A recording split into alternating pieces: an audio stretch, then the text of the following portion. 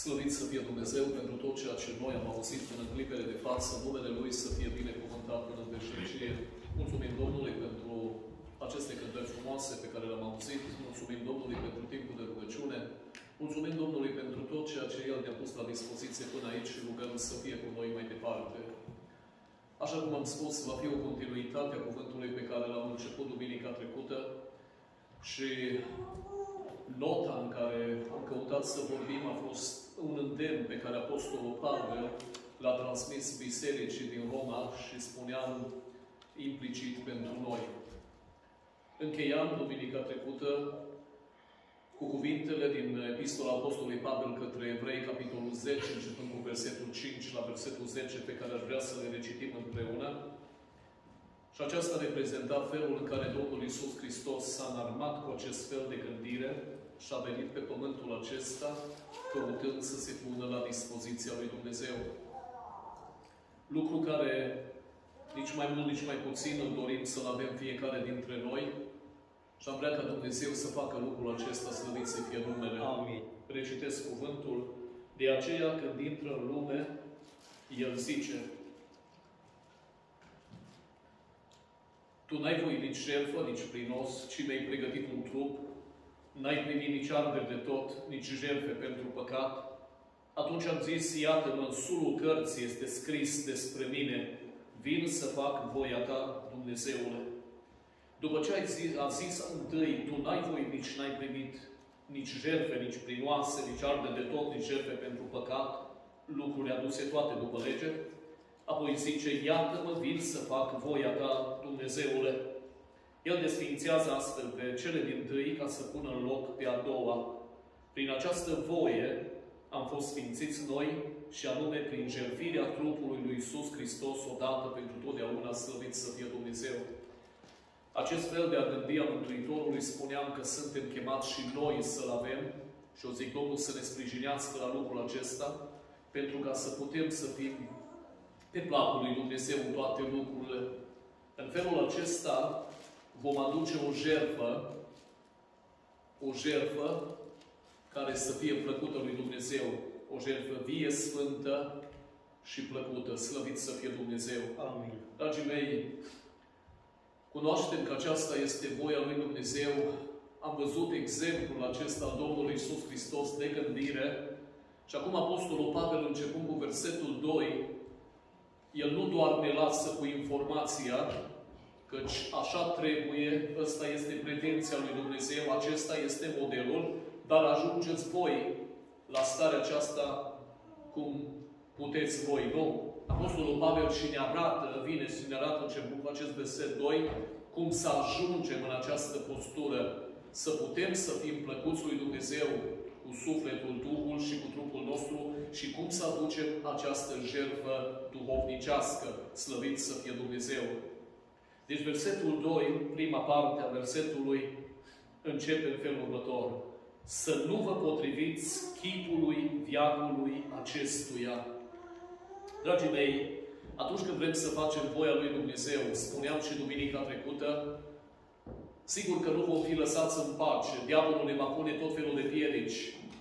Și una dintre piedicile pe care diavolul le va pune este că va ațăța firea noastră pământească împotriva voii noastre, împotriva dorinței noastre de a sluji pe Dumnezeu, împotriva voii noastre de a face ceea ce place lui Dumnezeu.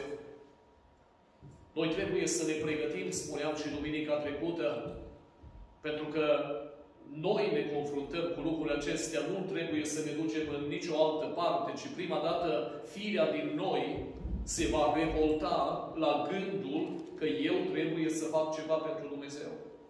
Și am dat câteva exemple, așa, pe fugă, ca să le putem înțelege și le repet. Atunci când vrei să faci o milostenie, știi ce spune firea din tine? Păi, nu vezi că ai câștigat și tu acolo niște bănuți, lasă că îți mai trebuie și pentru țigla aia, îți mai trebuie și pentru gardul ăla, îți mai trebuie și pentru aia.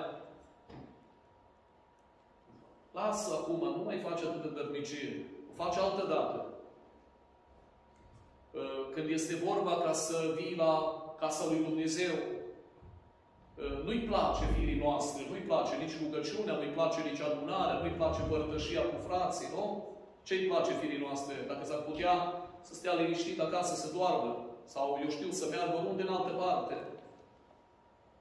Dragii mei, o săptămână întreagă ne zbatem pentru noi înșine și când este vorba să venim la casa Domnului, oftăm și gâfâim și zicem, eu știu una și alta, măi, iară. Lucrăm câte 12 ore, 10 ore pe zi, așa-i? Și când este vorba să venim o oră și jumătate, 3 ore pe săptămână la rugăciune, și mai venim una 6 ore pe săptămână, și amintea Eleazar de 100 și ceva care ni le acordăm nouă, firii noastre, mi se pare o mulțime, o grămadă, și tăiem și din ele, așa-i? Cine o face aceasta? Firea din noi. Firea din noi. Pe care spuneam că trebuie să o aducem la ascultare de Hristos, fiecare dintre noi. Trebuie să o aducem la ascultare de Hristos, dacă vrem, într-adevăr, trupurile noastre să fie o jertfă sfântă, plăcută lui Dumnezeu. Spuneam acolo cuvântul pe care Apostolul Pavel îl aduce înaintea noastră. Sigur că dacă noi îl citim așa pe fugă, probabil că nici nu ne dăm seama.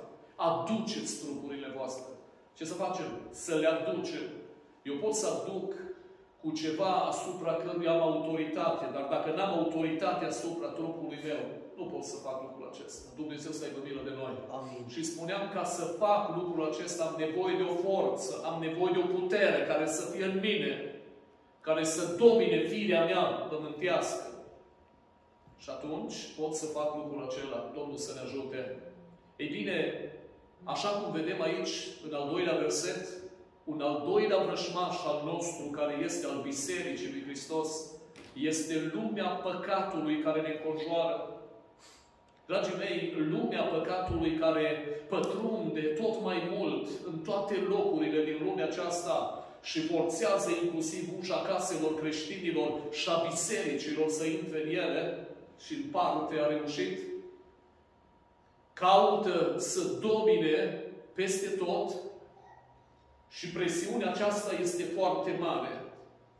Noi avem de luptat împotriva ei. Și eu zic, Domnul să ne ajute. Amin. Gândirea acestei lumi, modul în care lumea aceasta, despre care Apostolul Pavel ne spune să nu vă potriviți chipului veacului acestuia, sau dacă vreți, modelului pe care îl vedeți în lumea aceasta, și vedeți modelul lumii, nu? Îl vedeți în vorbire, în îmbrăcăminte, în purtare, în atitudine, în crezul lor. Dacă ar fi să simplificăm toate aceste lucruri, ai spune că modelul lumii este să-L scoată pe Dumnezeu din ecuație și să preamărească omul și patimile lui, vicile lui. Acesta este modelul lumii care trăiește în jurul nostru. De aceea există de multe ori mult confort și mult păcat care ne împiedică să nu slujim pe Dumnezeu cu tot devotamentul, cum Apostolul Pavel punctează. Și punctam nu de multă vreme lucrul acesta, recitim lucrul acesta și anume Ioan, 1 Epistola lui Ioan, capitolul 2, versetul 15 la versetul 17, ne reamintim. Nu iubiți în lumea, nici lucrurile din lume. Dacă iubește cineva lumea, dragostea Tatălui nu este în el. Căci tot ce este în lume, pofta firii pământești, pofta ochilor și lăudăroșenia vieții, nu este de la Tatăl, ci din lume, și lumea și pofta ei trece. Dar cine face voia lui Dumnezeu, rămâne în veac. Rețineți ideea aceasta. Dacă iubește cineva lumea, dragostea Tatălui nu este în ea. Ce nu are lumea? Nu-L are pe Dumnezeu. De aceea Apostolul Pavel, într-un mod foarte interesant și foarte înțelepțește, ne îndeamnă și ne spune, nu urmați modelul lumii. De ce să nu urmăm modelul lumii? Pentru că lumea, repet, în ecuația ei, îl scoate pe Dumnezeu, preamărește omul și patimile lui și vicile lui. Astea le scoate în relief.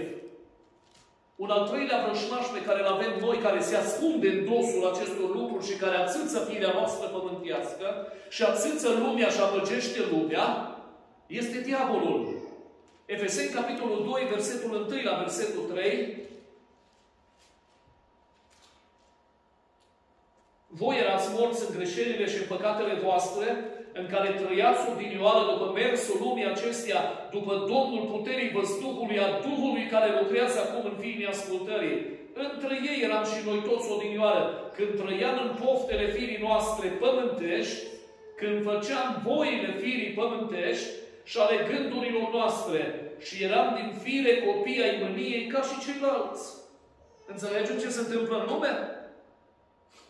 Diavolul influențează lumea aceasta într-un mod foarte șiret, foarte viclean, dar strategia lui, oricât ar fi de perfidă, cât ar fi de ascunsă, în esență este aceeași ca și de la început când l-a scos pe om din grădina Edenului cu minciunile sale. Planul lui este să distrugă rasa umană și să ducă omul care îl ascultă pe el, să-l ducă în final în iad, acolo unde va ajunge și el, în locuința, în iadul cu foc și pucioasă. Aceasta va fi destinația lui finală. Și atunci, ce trebuie să facem fiecare dintre noi? Să căutăm modelele lumii, să trăim după aceste concepte ale lumii? Dacă vom încerca să trăim după aceste concepte ale lumii, de fapt sunt conceptele diavolului. Sunt lucrurile pe care el le propagă în lumea care ne înconjoară. Unde trebuie să căutăm modele? Modele de viețuire, dragii mei, trebuie să le căutăm în Scripturi, în Cuvântul lui Dumnezeu. Și eu zic Domnul să ne ajute la aceasta. Coloseni, capitolul 3, începând cu versetul 1 la versetul 7, vine și ne aduce această lumină unde trebuie să căutăm și ce trebuie să evităm Dumnezeu să ne întărească. Epistola lui Pavel către Coloseni, capitolul 3, versetul 1 la versetul 7. Deci, dacă ați înviat împreună cu Hristos, să umblați după lucrurile de sus, unde Hristos șade la dreapta lui Dumnezeu.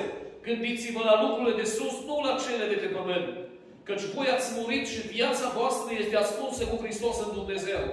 Când se va arăta Hristos, viața voastră, atunci vă veți arăta și voi împreună cu El în slavă. De aceea, omorâți mădularele voastre care sunt pe pământ. Curvia, necurăția, patima, poftarea și lăcomia, care este o închinare la idoli. Din pricina acestor lucruri vine mânia lui Dumnezeu peste fiii neascultării. Din numărul lor erați și voi odinioară când trăiați în aceste păcate. Dacă vrem să ascultăm de Dumnezeu, noi vom căuta modele în Scriptură și acele modele și mai ales modelul Domnului Iisus Hristos trebuie să luăm pentru noi. Și eu zic Domnul să ne ajute. Amin. Nu modelul lumii, pentru că în spatele lumii, a modelului ei, se ascunde diavolul. Și m-am gândit de multe ori. Uitați-vă puțin cu înțelepciune, cu pricepere, cu ochi deschiși și veți vedea dacă este așa sau nu este așa. Dumnezeu să aibă milă de noi. Un al doilea lucru pe care Apostolul Pavel îl spune este: ci să vă prefaceți prin înnoirea minții voastre. Slăvit să fie Dumnezeu. Dragii mei, atunci când vrem să facem voia lui Dumnezeu, sigur spuneam, pe de o parte, nu trebuie să copiem lucrurile lumii sau modelul lumii, felul ei de a fi, de a trăi, dar ca să se producă lucrul acesta, e nevoie de ceva. Adică orice acțiune, cu alte cuvinte, este un lucru pe care l-am gândit înainte. Rare ori se întâmplă să acționăm spontan. De obicei, în preamblu, suntem cei care gândim și apoi acționăm. Gândim și apoi acționăm. Ca să putem să ajungem la lucrul acesta, să înțelegem bine voia lui Dumnezeu, ca să putem să facem bine voia lui Dumnezeu, să putem să nu fim induși în eroare de lume și de lucrurile ei, este nevoie de o transformare a minții noastre. Această schimbare a minții noastre sau a rațiunii noastre, a intelectului nostru, împreună cu voința noastră, împreună cu sentimentele noastre, se numește naștere din nou. Ea se poate realiza prin intermediul cuvântului lui Dumnezeu, care este cuvântul adevărului, care ne pune față în față într-o lumină clară, cum vede Dumnezeu lucrurile care se întâmplă în jur, care este destinația lor. Și în al doilea lucru avem nevoie de un al doilea element care este Duhul adevărului sau Duhul Sfânt, care ne ajută să putem, într-adevăr, să luăm decizii, să avem voință bună pentru a face lucrul acesta. Domnul să ne ajute. Citez, ca să fim și mai înțeleși, Epistola lui Pavel către Tit, capitolul 3, începând cu versetul 5 la versetul 8, începând cu versetul 5 la versetul 8, da? Și apoi vom merge și în Epistola Apostolului Pavel către Efeseni, la capitolul 4, de la versetul 17 la versetul 24. Haideți să citim prima dată Tit.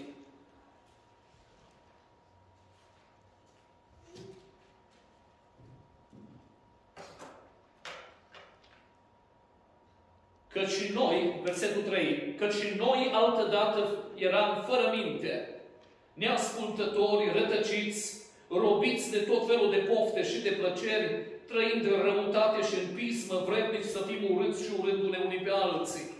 Dar când s-a arătat bunătatea lui Dumnezeu, Mântuitorul nostru și dragostea Lui de oameni, El ne-a mântuit nu pentru faptele făcute de noi neprihănire, ci pentru îndurarea Lui, prin spălarea nașterii din nou și prin înnoirea făcută de Duhul Sfânt, pe care L-a vărsat din belșug peste noi prin Iisus Hristos, Mântuitorul nostru, pentru ca odată socotiți neprihăniți prin harul Lui, să ne facem în nădejde moștenitori ai vieții veșnice, slăvit să fie Dumnezeu. Efeseni, capitolul 4, versetul 17 la versetul 24.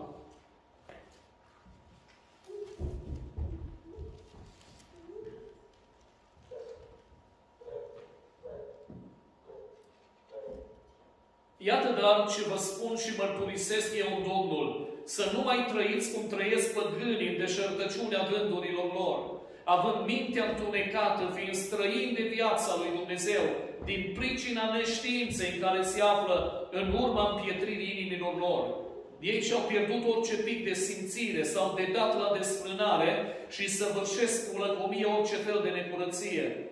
Dar voi n-ați învățat așa pe Hristos, dacă cel puțin l-ați ascultat și dacă potrivit adevărului care este în Iisus ați fost învățați cu privire la felul vostru de viață din trecut, să vă dezbrăcați de omul cel vechi care se strică după poftele înșelătoare și să vă înnoiți în Duhul minții voastre și să vă îmbrăcați în omul cel nou, făcut după chipul lui Dumnezeu, de o neprihănire și sfințenie pe care o dă adevărul, slăvit să fie Dumnezeu. Există chipul lumii, sau dacă vreți, mai clar, puțin sună cam dur, dar este o realitate. Lumea poartă chipul diavolului, în timp ce biserica, prin faptul că ea cultivă sfințenia și adevărul, poartă chipul lui Dumnezeu, slăvit să fie Domnul. Amin. Deci noi suntem chemați ca să avem această schimbare, această transformare în mintea noastră. Duhul lui Dumnezeu, respectiv cuvântul Scripturilor, este acela care ne duce și ne luminează ca să putem înțelege ce se întâmplă cu lumea, cu gândirea lumii și care este destinația ei. Și atunci, în modul acesta, noi putem alege partea cea bună și eu zic, Domnul să ne ajute să o alegem întotdeauna. Este foarte important. Apoi ajungem la următorul pas și auziți ce frumos spune Apostolul Pavel mai departe. Ca să puteți deosebi bine voia lui Dumnezeu, cea bună, plăcută și desăvârșită. Este simplu, dragii mei, ca o concluzie. Dacă vreau, depinde de mine foarte mult. Dacă eu mă hrănesc cu lucrurile firii pământești, voi copia implicit chipul firii pământești sau chipul lumii. Dacă mă voi hrăni cu lucrurile care vin de la Dumnezeu, Cuvântul lui Dumnezeu, rugăciune, părtășie cu Dumnezeu și cu biserica, eu mă voi aborda tot mai mult, voi cunoaște, voi trăi, voi avea tot mai mult chipul lui Dumnezeu. Romani, capitolul 8, versetul 5 la versetul 11, citim, fiindcă suntem în zonă.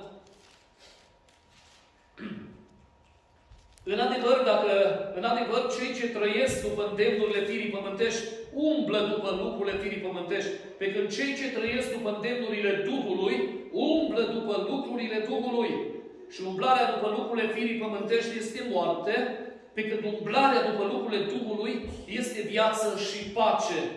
Fiindcă umblarea după lucrurile firii pământești este vrăjmășie împotriva lui Dumnezeu, căci ea nu se supune legii lui Dumnezeu și nici nu poate să se supună. Deci cei ce sunt pământești nu pot să placă lui Dumnezeu. Voi însă nu mai sunteți pământești, ci duhovnicești, dacă Duhul lui Dumnezeu locuiește în adevăr în voi. Dacă n-are cineva Duhul lui Hristos, nu este a lui. Și dacă Hristos este în voi, trupul vostru, da, este supus morții din pricina păcatului adamic, dar Duhul vostru este viu din pricina neprihănirii. Și dacă Duhul celui ce a înviat pe Iisus dintre cei morți locuiește în voi, Cel ce a înviat pe Iisus Hristos din morți va învia și trupurile voastre muritoare din pricina Duhului Său care locuiește în voi. Amin. Dragii mei, însă Apostolul Pavel, după ce folosește aceste cuvinte, folosește un lucru aici extraordinar de bine. Și ascultați încă o dată, vă rog. Ca să puteți deosebi bine voia lui Dumnezeu. Există, Doamne, există și oameni care nu deosebesc bine voia lui Dumnezeu? Da.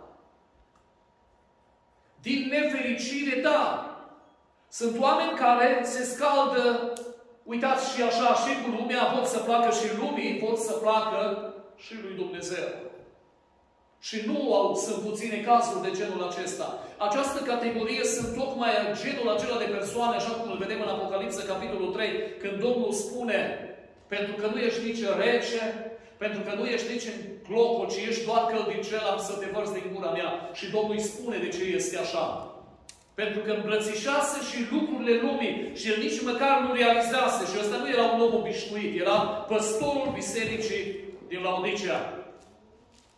Dragii mei, cuvântul lui Dumnezeu ne îndeamnă că există pericolul acesta. Și atunci ce trebuie să înțelegem? Să înțelegem bine voia lui Dumnezeu și să o facem bine. Domnul să ne ajute.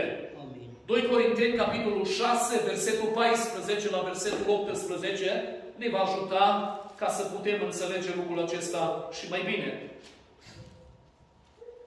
Nu vă înjugați la un jug nepotrivit cu cei necredincioși, că ce legătură este între neprihănire și fără de lege?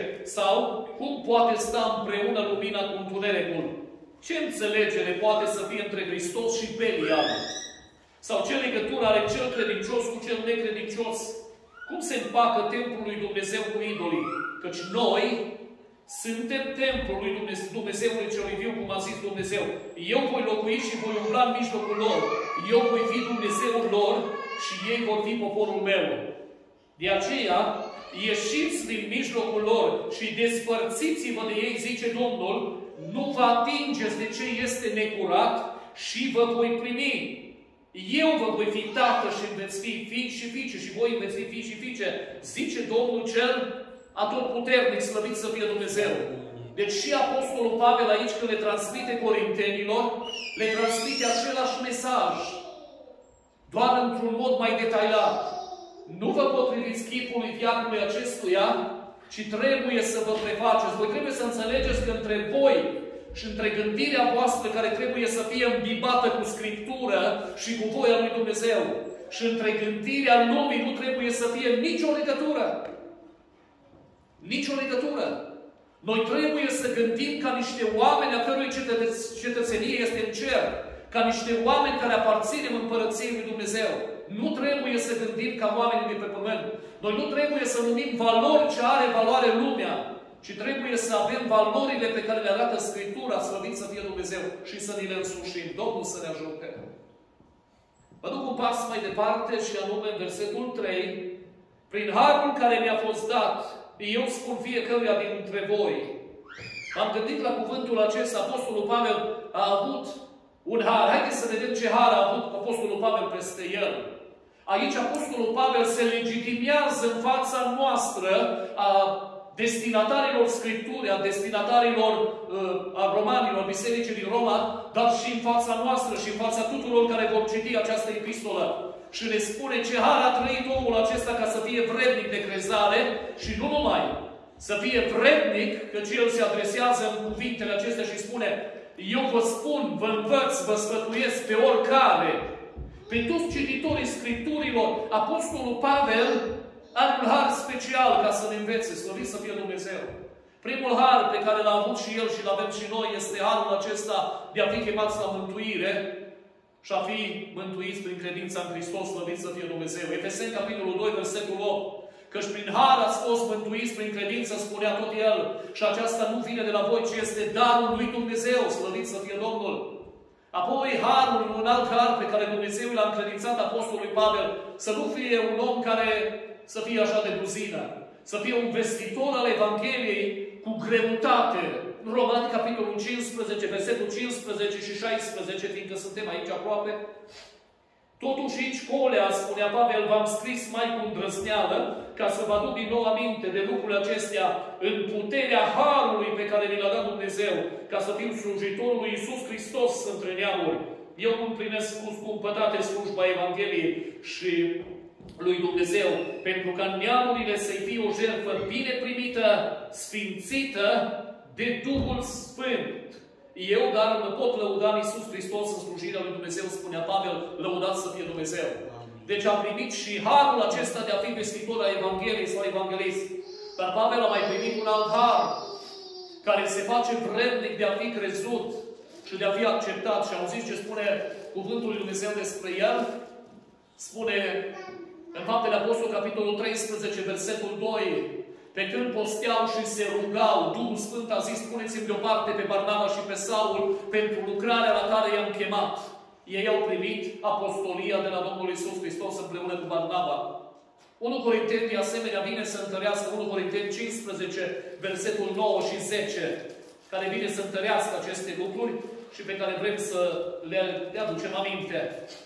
Căci eu sunt cel mai neînsemnat dintre apostoli, nu sunt vrednic să port numele de apostol, spunea Pavel, fiindcă am prigonit Biserica lui Dumnezeu. Prin harul lui Dumnezeu sunt ce sunt. Și harul lui față de mine n-a fost zadarnic, că am lucrat mai mult decât toți. Totuși, nu eu, ci harul lui Dumnezeu care este în mine, slăvit să fie Dumnezeu. Deci, el a avut acest har din partea lui Dumnezeu. Dar dincolo de aceste abilități pe care le-a dat Dumnezeu, de aceste daruri și de aceste slujbe și slujiri la care Dumnezeu l-a chemat, El le-a păstrat în toată viața Lui, dragii mei. De aceea și devine vrednic să învețe pe alții. Ascultați-mă bine, au fost oameni care au avut investiție de la Dumnezeu, dar pentru că nu și-au păstrat curăția, n-au rămas în sfințenie când au bătut vânturile, s-au compromis cu păcatul, au ajuns nu numai că să piardă ceea ce li s-a dat, ci au ajuns să nu mai fie nici vrednici să învețe pe altul. De aceea Apostolul Pavel vine și ne vorbește acum despre această vrednicie a lui. Slăvit să fie Dumnezeu că ne spune ca să pot învăța pe oricine în Hristos. Slăvit să fie Dumnezeu. 2 Corinteni, capitolul 6, versetul 1 la versetul 7, întărește aceste lucruri care îl face să fie vrednic de crezare și de a fi luat în seamă. Ca unii care lucrăm împreună cu Dumnezeu, vă sfătuim să faceți așa, ca să nu fi primit în zadar harul lui Dumnezeu. Căci El zice, la vremea potrivită, te-am ascultat în ziua mântuirii, te-am ajutat. Iată că acum este vremea potrivită, iată că acum este ziua mântuirii. Noi nu dăm nimănui niciun prilej de poticnire, pentru ca slujba noastră să nu fie defăimată, ci în toate privințele arătăm că suntem niște vrednici slujitori al lui Dumnezeu, prin multă răbdare, în necazuri, în nevoi, în strâmtorări, în bătăi, în temnițe, în răscoale, în osteneli, în vegheri, în posturi, prin curăție, prin înțelepciune, prin îndelungă răbdare, prin bunătate, prin Duhul Sfânt, printr-o dragoste neprefăcută, prin cuvântul adevărului, prin puterea lui Dumnezeu, prin armele de lovire și de apărare pe care le dă neprihănirea, în slavă și în ocară, în vorbire de rău și în vorbire de bine. Suntem priviți ca niște înșelători, măcar că spunem adevărul, ca niște necunoscuți, măcar că suntem bine cunoscuți, ca unii care murim și iată că trăim, ca niște pedepsiți, măcar că nu suntem omorâți, ca niște întristați și totdeauna suntem veseli, ca niște săraci și totuși îmbogățim pe mulți, ca neavând nimic și totuși stăpânim toate lucrurile, lăudat să fie Dumnezeu. Aceasta era vrednicia Apostolului Pavel, ca să poată să învețe pe cei care îl vor asculta cum să trăiască. Slăvit să fie Dumnezeu! E foarte important lucrul acesta, pentru că ori de câte ori vrei să asculți pe cineva, prima dată trebuie să te uiți cine îți vorbește. Un om care minte nu te poate învăța pe tine ca să spui adevărul întotdeauna, nu? Un om care trăiește în păcat nu te poate învăța pe tine ca să umbli în neprihănire. Nu este vrednic. Lucrul acesta îl descalifică, dragii mei. Și noi trebuie să ne înțelegem lucrul acesta. Domnul să ne ajute. Ce învăța Apostolul Pavel? Să nu aibă despre sine o părere mai înaltă decât se cuvine. După ce am reușit cu ajutorul lui Dumnezeu să nu copiem modelul lumii, ci modelul Scripturilor, care este modelul dat de Hristos, să știți că diavolul, în momentul în care vede că este demascat el și sistemul lui păcătos, diavolul va folosi o altă strategie. Chiar pentru cei care acum sunt în Biserica lui Dumnezeu, a căror minte este schimbată, este luminată de Duhul, a cărui ființă este trecută prin nașterea din nou. Și auziți ce se întâmplă? Folosești o altă strategie. Și repet, auziți cu ce vine. Să nu aibă despre sine o părere mai înaltă decât se cuvine. În adunare se întâmplă lucrul acesta și la mintea credincioșilor se poate întâmpla. Și anume, fenomenul acesta de a te supraestima. Adică să te vezi că ești mai vrednic decât altul, să te vezi mai capabil față de altul și să te consideri că tu ești un pion atât de important încât fără tine nu s-ar putea face lucrarea sau s-ar face extrem de greu. Este un pericol, dragii mei. Unde se ridică acest pericol? Îmi place enorm de mult că Apostolul Pavel, el vine și tratează lucrurile acestea ca să ajungem să fim la dispoziția lui Dumnezeu în totalitate. El vine și tratează cu lux de amănunte. Unde se ridică gândul acesta? Auziți ce spune mai departe? Și să aibă simțiri cumpătate despre sine. Unde se ridică? La nivelul sentimentelor noastre. La nivelul minții noastre se ridică lucrul acesta. Pentru toți care facem slujbă. N-ai văzut când cânt eu? E un gând care îmi vine. N-ai văzut când recit eu? N-ai văzut când fac eu lucrarea cu tare? Se vede. Diavolul vine și caută să ațâțe mândria din noi, dragii mei. Firea din noi, mai bine zis. Și atunci noi trebuie să o temperăm. Noi trebuie automat să ne găsim locul, pentru că altfel ajungem în pericolul acela de a cădea în păcat. Nu avem nevoie să cădem neapărat în niște păcate extrem de grele. Doar să acceptăm gândul acesta al supraestimării, sau dacă vreți o mândrie mascată, făcând voia lui Dumnezeu, zicem noi în casa lui Dumnezeu, noi luăm slava lui Dumnezeu, noi luăm din slava lui Dumnezeu și ne-o atribuim nouă. Și atunci e nevoie de ce? De Scriptură din nou și pentru noi, să ne ducă cu picioarele pe pământ. Să ne readucă cu picioarele pe pământ. 1 Corinteni, capitolul 4, cu versetul 7, este unul din antidoturile de care avem noi trebuință. Căci cine te face deosebit? Ce lucru ai? Petrică Grosu, Rahela, Eleazar, XY, care suntem în locul acesta și oriunde ne-am găsit noi. Ce lucru ai pe care să nu-l fi primit? Și dacă l-ai primit, de ce te lauzi ca și cum nu l-ai fi primit? Cine gândește pe noi? Lucrul acesta. Și atunci eu trebuie să știu un lucru. Ce? Ce-mi spune Scriptura? Tu n-ai nimic. Dacă nu ți-aș fi dat eu Dumnezeu, tu n-ai fi avut nimic. Așa-i? Și automat mă desumflu și mă fac mititel ca El să fie înălțat. Slăvit să fie Dumnezeu. O minte sănătoasă gândește așa. O minte care este pe punctul de a se îmbolnăvi, continuă să fure din slava lui Dumnezeu și să se creadă că este grozav. Și vine vremea, dacă eu nu mă smeresc la timp, mă smerește Dumnezeu. Dumnezeu să aibă milă de noi. Apoi spune mai departe Apostolul Pavel, și o să mă grăbesc puțin, ci să aibă simțiri cumpătate despre sine, potrivit cu măsura de credință pe care a împărțit-o Dumnezeu fiecăruia. Dragii mei, cine ne-a dat credință? Dumnezeu, spuneam anterior, Efeseni, capitolul 2, versetul 8. Cel care ne-a dat credința mântuitoare este Iisus Hristos. Este un dar pe care l-am primit de la Dumnezeu. Apoi spune Biblia mai departe, ne-a dat o măsură de credință. Și aici vreau să fiți foarte atenți. Dumnezeu ne-a împărțit fiecăruia o măsură de credință. Când noi am îmbrățișat credința creștină, Dumnezeu ne-a dat o doză de credință. Și nu există cineva să spună că nu are credință. Pentru că atunci l-ar face pe Dumnezeu mincinos. Și atunci se naște întrebarea. O întrebare simplă. Cum se face că unii au o credință mai mare, iar alții au o credință mai mică? Răspunsul îl găsim imediat.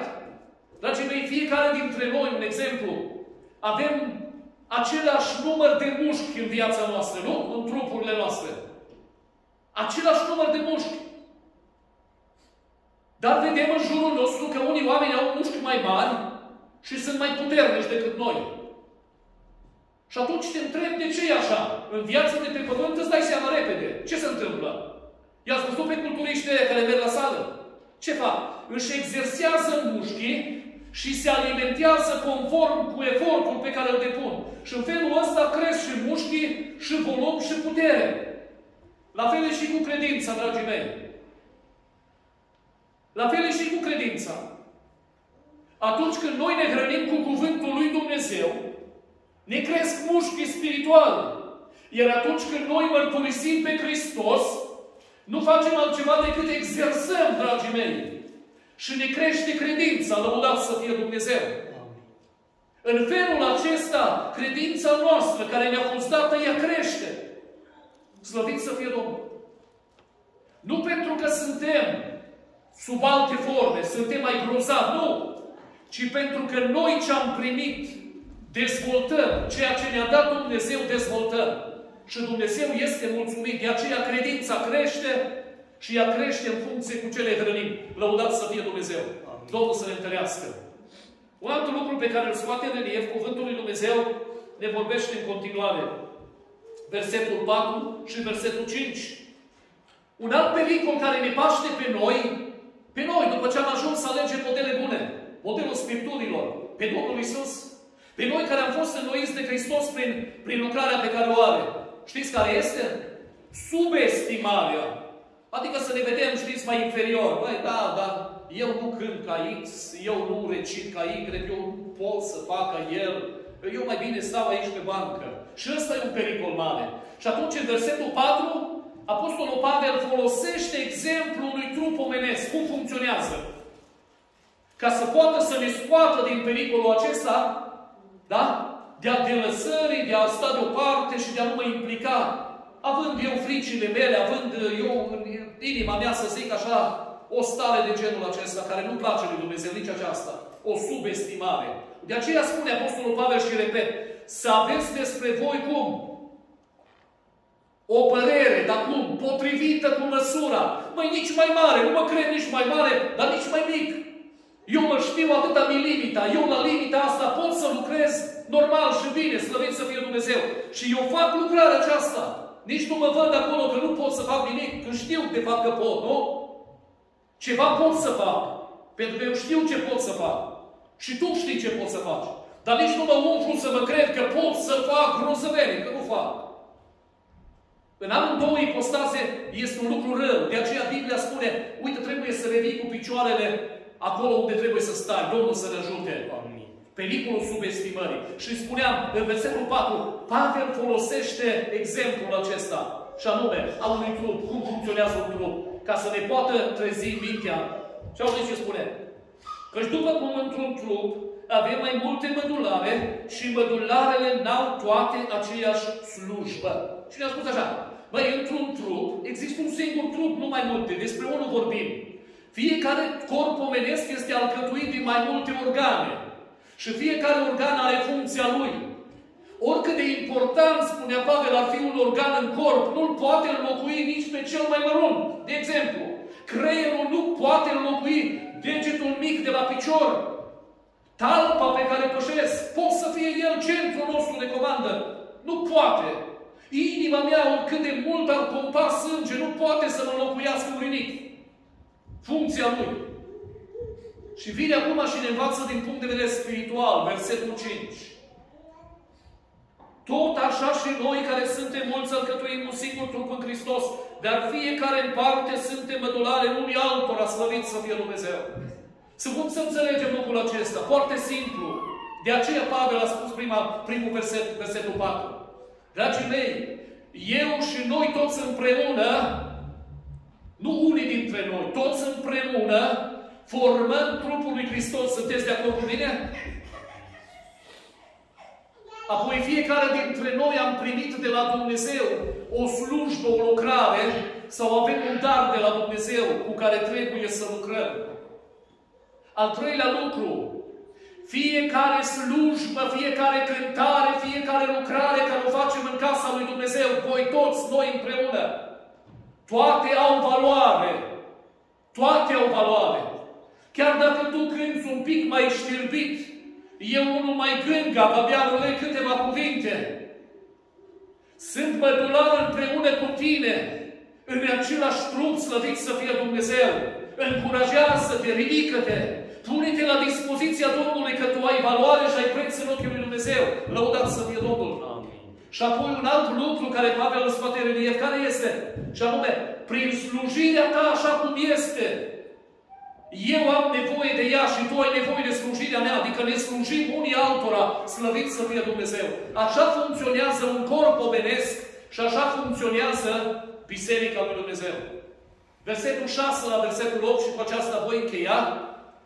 În virtutea acestui sfat pe care Apostolul Pavel l-a dat acestei biserici, ne spune ce avem de făcut în continuare. Și anume, să știu că am un dar de la Dumnezeu. Primul lucru, să știu, să-mi identific darul, slujba, lucrarea care mi-a dat Dumnezeu. Al doilea lucru, să fac bine slujba și lucrarea la care am fost chemat. Și al treilea lucru, fiecare dintre noi să fie găsit acolo unde l-a așezat Dumnezeu. Domnul să ne ajute. Amin. De aceea ați auzit, cine prorocește să se țină de prorocie, cine învață să se țină de învățătură, cine cântă, spun eu, dar să se țină de cântare, cine trebuie să facă o slujbă, să se țină de ea. Știți ce înseamnă să te ții de ea? Să te lupți, să o faci bine și la timp, cu toate resursele pe care le ai. Aceasta înseamnă că la nivelul tău să te predai în slujba lui Dumnezeu, aducându-ți resursele tale fizice, spirituale și materiale. Spun fizice pentru că despre aceasta am vorbit. Dacă eu nu mi-aș aduce trupul la adunare, dacă voi n-ați aduce trupul vostru la adunare, degeaba aș fi acasă, nu? Unde trebuie să fiu eu? La adunare. Domnul să ne ajute. Deci avem nevoie să fim dăruiți lui Dumnezeu. Închei aici, rugându-L pe Dumnezeu ca să ne dea putere tuturor, ca să ne punem la dispoziția lui Dumnezeu. Să facem voia lui Dumnezeu cu toată pasiunea, cu toată dăruirea și Cel care merită toată laudă și mărirea, acum și până în ziua veșniciilor, să fie înălțat și binecuvântat în veci. Amin. Încheiem aici.